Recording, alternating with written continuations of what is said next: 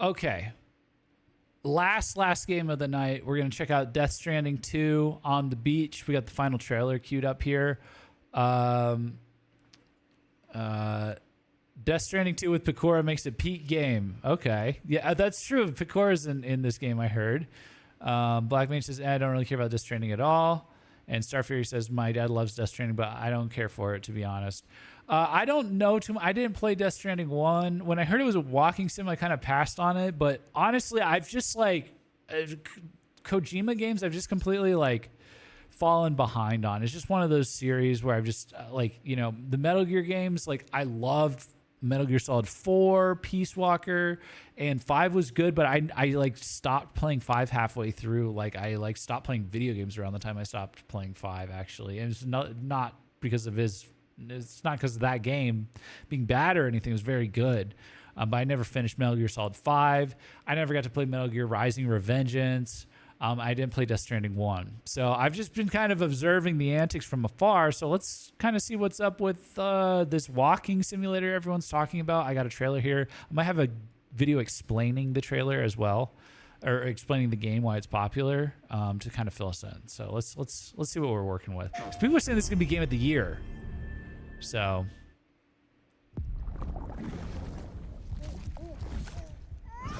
okay. We built walls when we should have built bridges. That's deep, yo.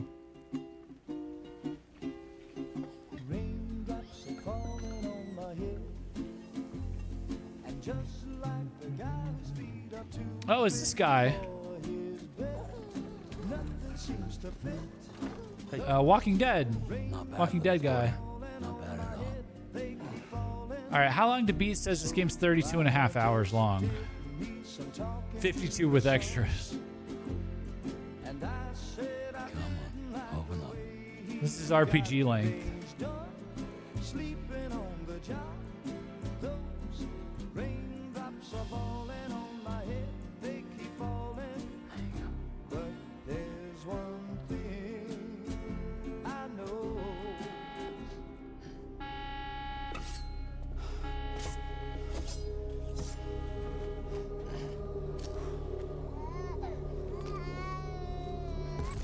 Aren't there like fucking demon ghost spirits in this game? Don't you want walls up everywhere if that's out there, by the way? Just throwing that out there. Oh. Ooh. You see me? You can't. 'Cause you're dead. What? I remember the baby from the first game. Oh. Soundtrack. Visually, it looks really good.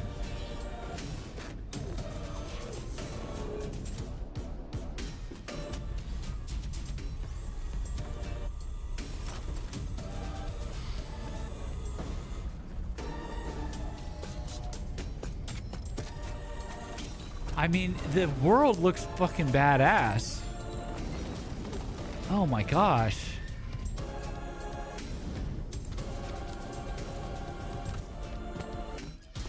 What the hell?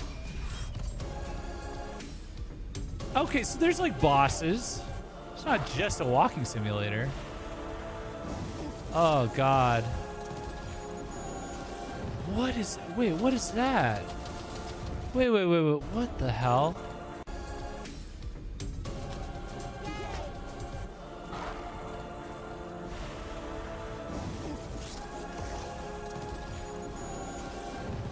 Oh, that's crazy.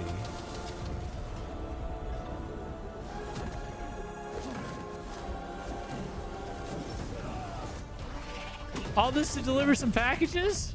Whoa! Whoa, what was it? What? What? Sorry. What?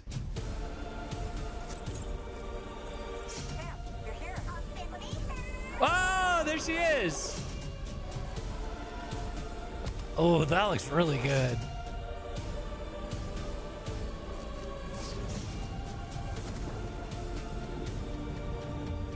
I don't know. It's pretty fucking intriguing, man. Ooh, ooh.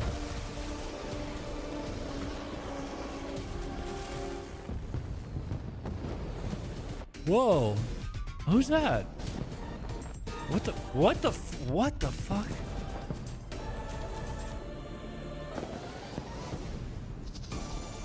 I don't know. I don't know. I might check this out.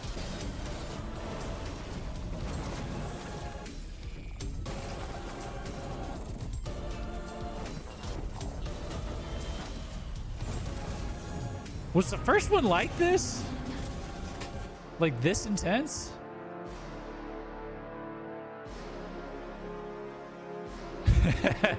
Dylan says, okay, I apologize for calling it walking sim more walking. Speaking of third game with time nonsense you've looked at tonight, I know we're really pushing the limits of what's acceptable with time and time stuff. And I don't know, is there time in this one? I guess so. In games, I already said I hate it in shows and movies, and then I'm like, it's been pretty good in games with Chrono Trigger and some other stuff, and now it's like every game's got time stuff in it this year. But this just looks like a fucking acid trip, man. Oh my god.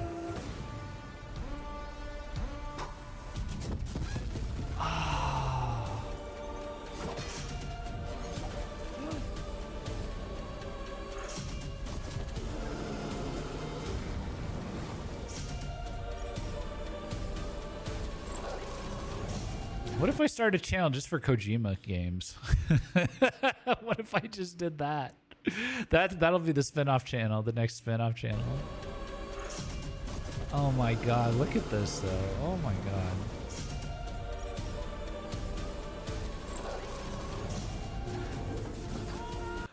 Gaijin Hideo?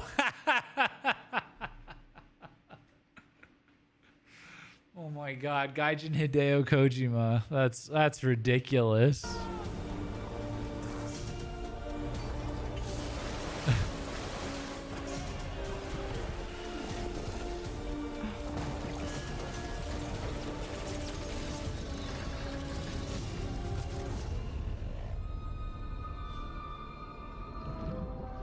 Should we have connected? I think we should have. What the fuck? What? Okay, dude. This is fucking weird. This is fucking crazy. Do you need to play the first one to play the second one? Raindrops are falling on my head, and just like the guy whose feet are too big for his bed. I guess people recommended it, looks like. Raindrops are falling on my head, they keep falling. So I just did me some talking. Why are you gray? Oh, fuck.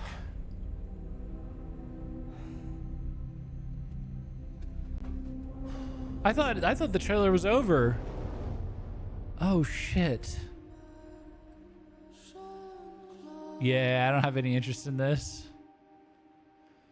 I don't know. I love how weird it is, man. Makes me miss Metal Gear. Metal Gear was freaking weird. Do you remember the sirens in Metal Gear Solid 4?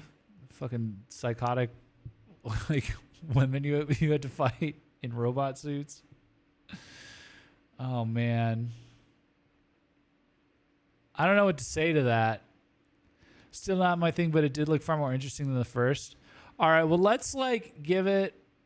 Imagine kicking Kojima off of Metal Gear Solid. Yeah, what were they thinking, man? Or I don't know, maybe... I mean, he's probably really difficult to work with if you're, like, a company trying that's, like, just very money-hungry, I guess. Because I heard he reworked the game. He reworked this game after he heard too much good feedback from people. It wasn't controversial enough. I think he made the game worse, it sounded like, because people like loved the new improved gameplay and stuff like that. Like, he wants this game to be controversial and weird. I don't know. I don't hate him for it. Okay, I have this other video. We can watch it. I won't pause it so much. Maybe we just do part of it or something. It's why are millions addicted to Death Stranding 2? I just saw it come up on search, so maybe this will kind of give us some insight into what's going on. Because obviously from the outside looking in, it's like WTF. So let's maybe see.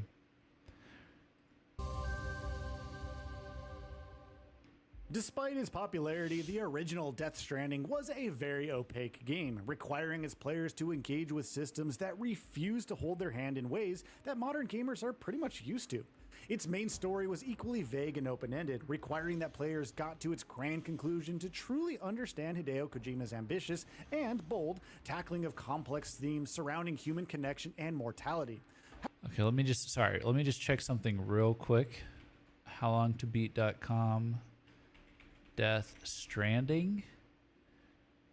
Okay, so they had to play 40 and a half hours at least, possibly upwards of 60 hours to understand the story, I guess. However, its success speaks volumes about how well it was received, both critically and commercially. Kojima's unique brand of storytelling notwithstanding, it was a game that resonated with every player who deigned to see through, and we now have a sequel that builds on those ambitions in meaningful ways. Okay. Your Ultradeck's twitching. There must be a BT somewhere nearby. Keep an eye on your Ultradeck's movements as you proceed. Oh yeah, aren't these things called? Oh, they're called BTs. The Odra Deck detects BTs. That's the fucking haunted thing, right?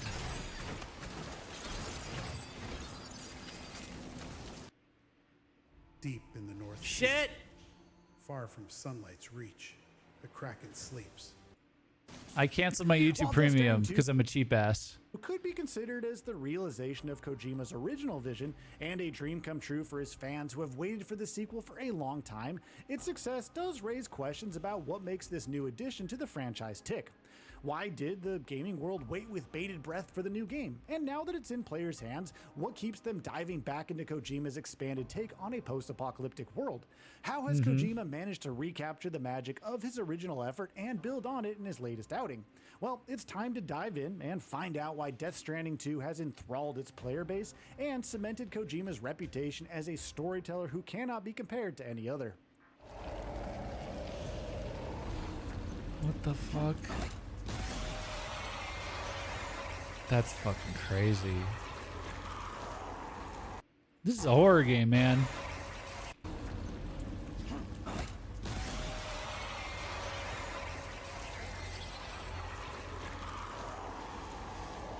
A world without end. While we won't waste too much time commenting on Death Stranding 2's immensely immersive visuals, their presence in the game goes beyond adding a layer of polish to an already stunning open world. But the That's an odd camera angle, by the way. I keep seeing this. I keep thinking I don't know. I keep my mind keeps identifying Norman.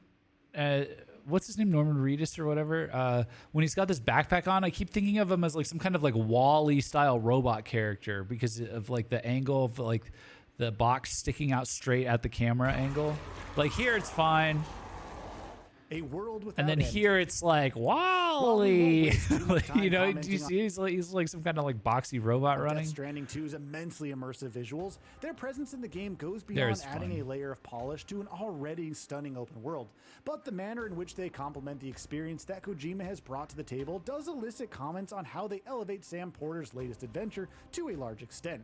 Considering that the original Death Stranding pitted its protagonist against the very world he was trying to improve, it's evident that the new title needed to build on that premise in meaningful ways. Kojima's clever use of the PS5 and PS5 Pro to bring a He's not Wally. He'd be like, Norman. Yeah, there you go. significantly larger open world for his players to explore goes beyond just a fresh coat of paint here. It allows Death Stranding 2's take on Mexico and Australia to become a character in and of itself, responding to Sorry, I should listen a little bit more to what he's saying here. Sorry. Let me. use of the PS5 and PS5 Pro to bring a significantly larger open world for his players to explore goes beyond just a fresh coat of paint here. So it is allows open. Death Stranding 2's take on Mexico and Australia to become a character in and of itself, responding to Porter's actions in ways that the original game simply could not, while serving as a challenge to be overcome for players looking to discover where his latest adventure leads. Now, it helps that the world in Death Stranding 2 has Whoa. a lot more to do as Sam explores it, building on the original game's tendency to favor the journey over the destination, to make each trek through its varied landscapes eventful and unpredictable in ways that Kojima's original game could not entirely manage. In short, Death Stranding 2's visually stunning world is a feather in its cap, blending style and substance in a way that allows the game to be a sequel in more than just its story. But Okay. it's only one reason to keep its players returning for more.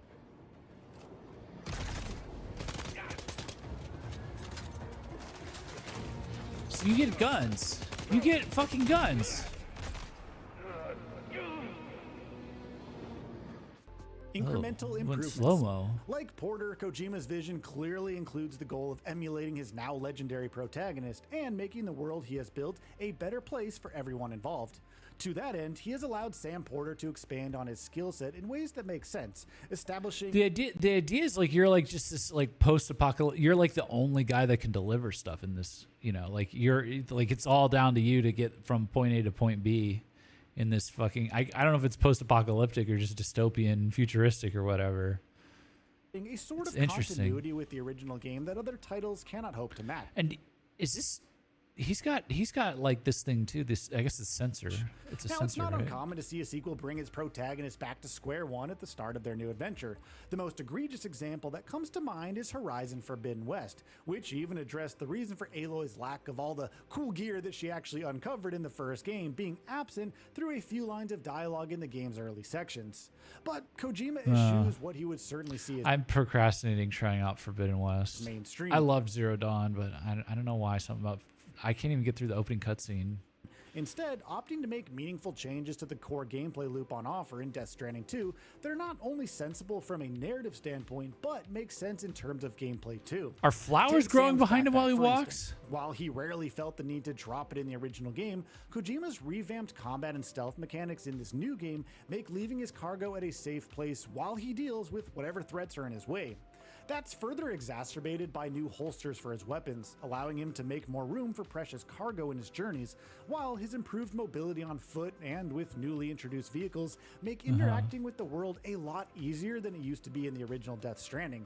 It's almost as if Sam used his time in isolation to reflect on how he can be better at what he does best, possibly reflecting Kojima's own thoughts about how to build on the success of his first outing in ways that resonate with his players. Each improvement to Sam's capabilities feels like a direct result of his past adventures, and is certainly a factor in how Death Stranding 2 is even better at resonating with its players than the game that came before it. However, The rain does time bullshit. Sam's improved capabilities and a vastly expanded open world are only parts of what makes Death Stranding 2 such a magical experience. What the fuck?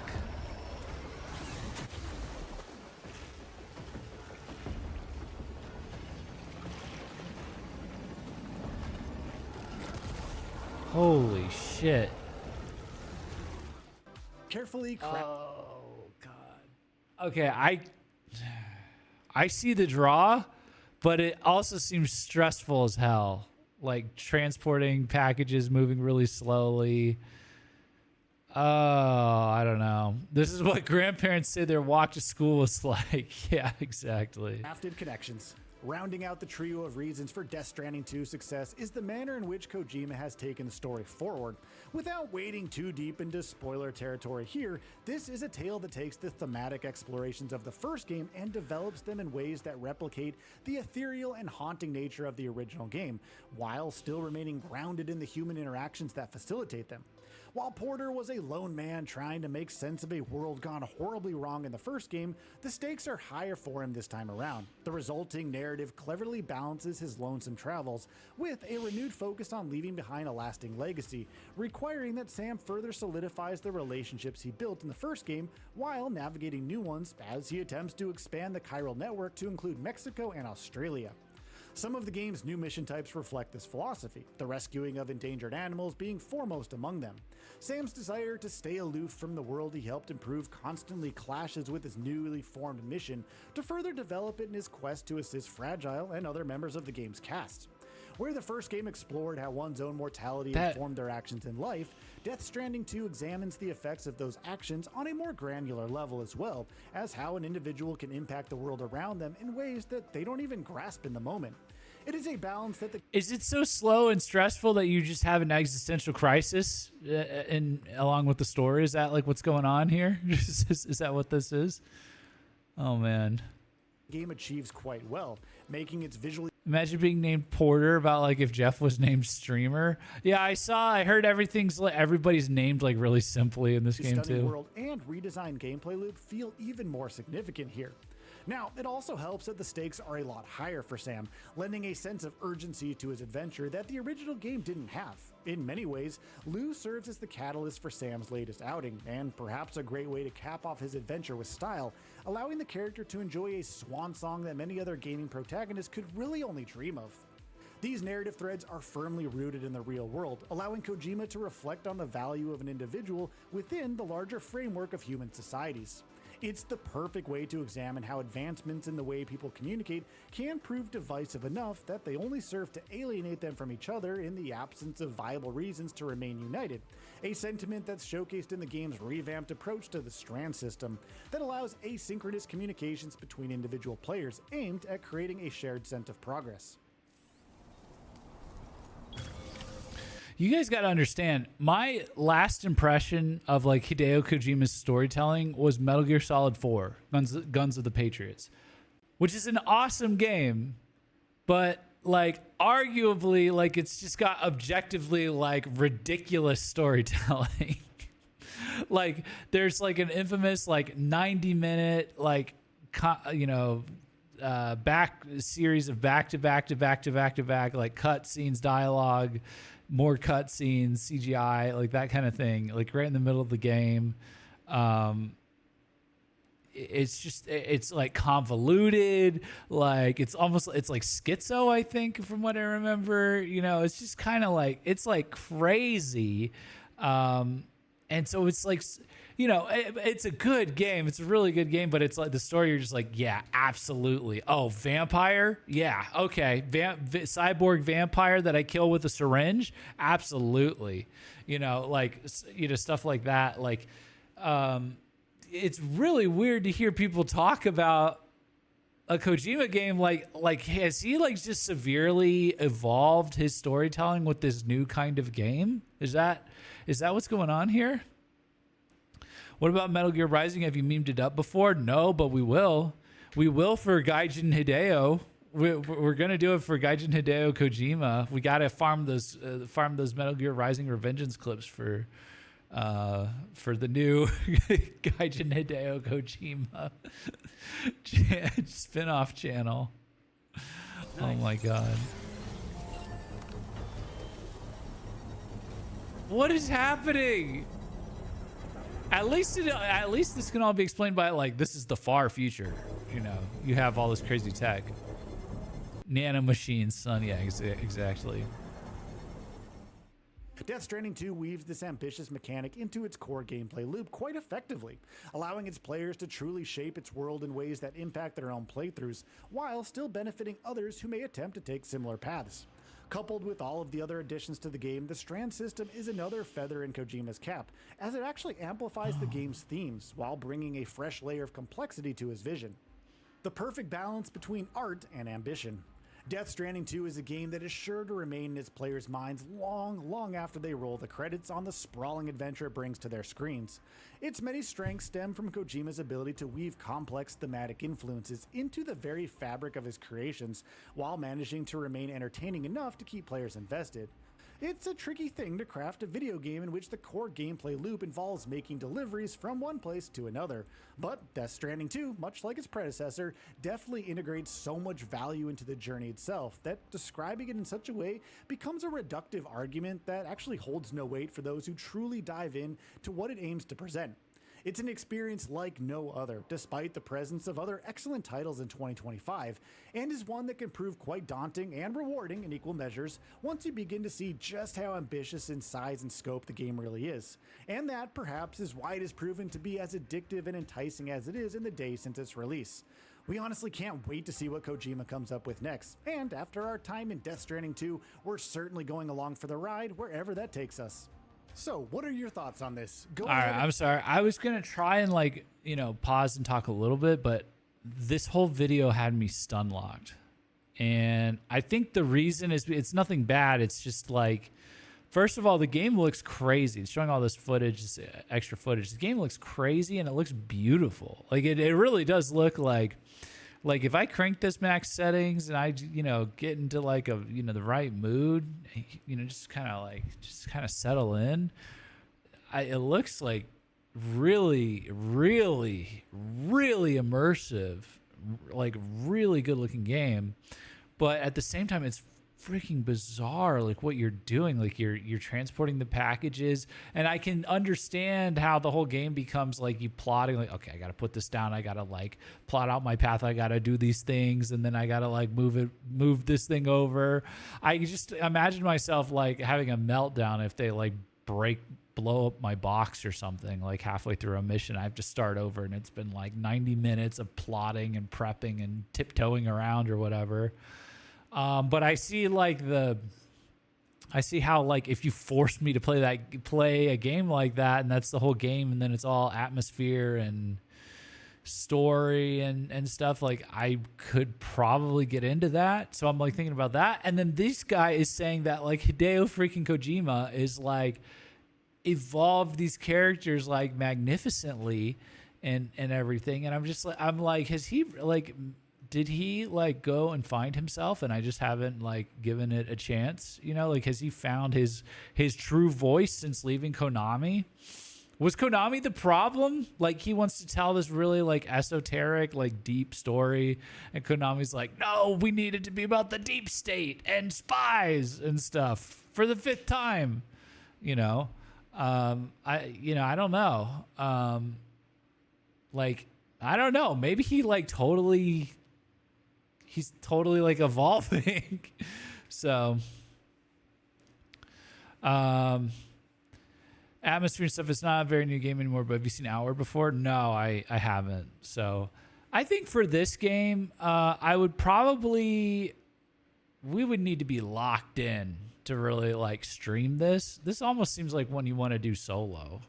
Like, you just kind of want to like experience that and then talk about it afterwards. I don't know. You guys can tell me what you guys think, but I don't even know this is one I would want to stream. I would play it potentially, but I would like, I don't know. It's obviously like the businessman in me is like, oh, you could farm this for clips all day, but I'm just like, to actually experience it, I think like, I imagine a lot of people playing it solo first, or something. But it's intriguing. It's definitely intriguing. And like, I really like his designs of like anything, like this guy's like ability to design like futuristic scenarios is like incredible. And I really miss that. I really miss like that from in the Metal Gear series. I miss, that with not having played these Death Stranding games. So I'm going to have to really catch up on Kojima stuff at some point. They've got I guess he wasn't involved in the remaster, but they've got Snake Eater Delta coming out or whatever soon. So I'm getting so behind on Kojima stuff. This has got to be my entry point back into this. This is going to be the way I get back into the futuristic side of gaming when I get around to it, I think. So, but at some point, I'm not sure how I'm going to do it. So, well, anyway, this was a trip. I'm still kind of wrapping my head around it. It's something else, man. Something else, man. Let me know what you guys think about this game in the comments down below. Do you agree with the take that was given here about why this game's so good, or why a lot of people are into it? Share your own personal experience. Do you think it's a bunch of BS, or you're not really interested? let me know. And if you want to check me out live, I go live on Twitch every Friday at 8 p.m. EST at twitch.tv/Gaijin Hideout. So we would definitely love to have you and chat with us. But yeah, other than that, I'll see you in the next video. Peace out.